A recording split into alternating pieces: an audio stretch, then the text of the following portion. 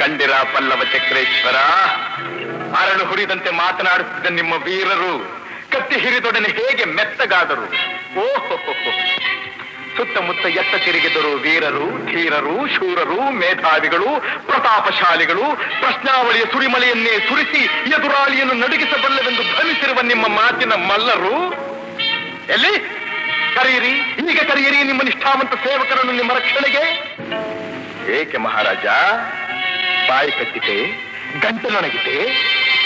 ತಾವು ಸಮೀಪಿಸಿದಾಗ ಯಾರೂ ಬರುವುದಿಲ್ಲ. ಪಾಪ ಪುಣ್ಯಗಳೆರಡೇ ನಿಮ್ಮೊಡನೆ ಬರುವುದು. ಭಯಪಡುತ್ತಿದ್ದೀರಾ?